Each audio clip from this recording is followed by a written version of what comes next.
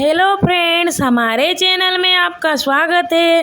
आज की इस वीडियो में मैं आपको करवा चौथ की कथा बताने वाली हूँ। तो चलिए वीडियो शुरू करते हैं। वीडियो शुरू करने से पहले अगर आपने मेरे चैनल को सब्सक्राइब नहीं किया तो प्लीज़ मेरे चैनल को सब्सक्राइब कर लीजिए। तो चलिए वीडियो शुरू करते हैं। करवा चौथ की कथा। बहुत समय पहले की बात है। एक साहूकार के 7 बेटे थे और उनकी एक बहन करवा थी। सभी 7 भाई अपनी बहन से बहुत प्यार करते थे, यहाँ तक कि वे पहले उसे खाना खिलाते और बाद में स्वयं खाते थे। एक बार उनकी बहन ससुराल से मायके आई हुई थी। शाम को भाई जब अपना व्यवसाय बंद कर घर आए तो देखा उनकी बहन बहुत व्याकुल थी। सभी भाई खाना खाने बैठे और अपनी बहन से भी खाने का आग्रह करने लगे, लेकिन बहन ने बताया कि उसका आज करवा चौथ का निर्जला व्रत है और वह खाना सिर्फ चंद्रमा को देखकर उसे अर्घ देकर ही खा सकती है। सबसे छोटे भाई को अपनी बहन की हालत देखी नहीं जाती और वह दूर पीपल के पेड़ पर एक दीपक जलाकर छलनी की ओट में रख देता है। दूर से देखने पर वह ऐसा प्रतीत होता है कि जैसे चतुर्थी का चांद उदित हो रहा हो। इसके बाद भाई अपनी बहन को बताता है कि चांद निकल आया, तुम उसे अर्घ देने के बाद भोजन कर सकती हो।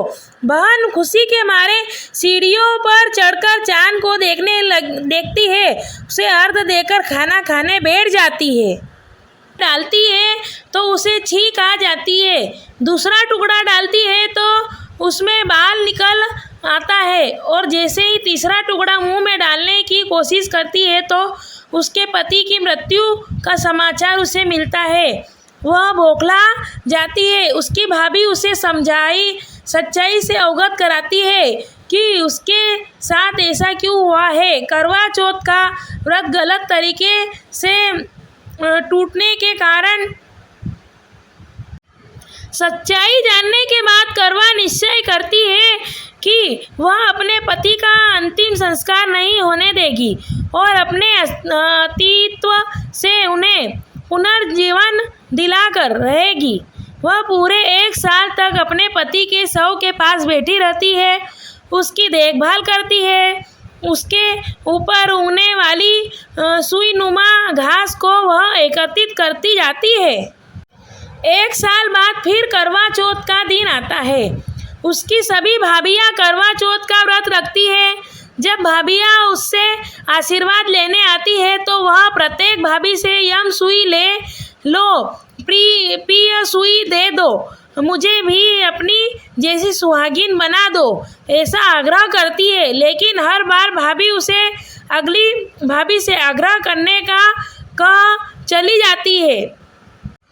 इस प्रकार जब 6ठे नंबर की भाभी आती है तो करवा उससे भी यही बात दोहराती है। यह भाभी उसे बताती है कि चूंकि सबसे छोटे भाई की वजह से उसका व्रत टूटा था, अतः उसकी पत्नी में ही शक्ति है कि वह तुम्हारे पति को दोबारा जीवित कर सकती है। इसलिए जब वह आए तो तुम उसे पकड़ लेना और जब तक वह तुम्हारे पति को जिंदा न कर दे उसे नहीं छोड़ना, ऐसा कहकर वह चली जाती है। सबसे अंत में छोटी भाभी आती है। करवा उनसे भी सुहागिन बनने का आग्रह करती है, लेकिन वह टाल मटोली करने लगती है। इसे देख करवा उन्हें जोर से पकड़ लेती है और अपने सुहाग को जिंदा करने के लिए कहती है। भाभी उससे छुड़ाने के लिए नोचती है, खसोटती है, लेकिन करवा नहीं छोड़ती है। अंत में उसकी तपस्या को देख भाभी पसीज जाती है और अपनी छोटी अंगुली को चीरकर उसमें से अमृत उसके पति के मुंह में डाल देती है। करवा का पति तुरंत श्री गणेश कहता हुआ उठ बैठता है। इस प्रकार प्रभु कृपा से उसकी छोटी भाभी के माध्यम से करवा को अपना सुहाग वापस मिल जाता है। हे श्री गणेश, माँ गौरी, जिस प्रकार करवा को चिर सुहागन का वरदान आपने मिला है, वैसे ही सब सुहागिनों को मिले। श्री गणेश जी की जय। अगर आपको मेरी वीडियो अच्छी लगी हो तो प्लीज़ मेरे चैनल को लाइक करिए, सब्सक्राइब करिए एंड शेयर करिए। धन्यवाद।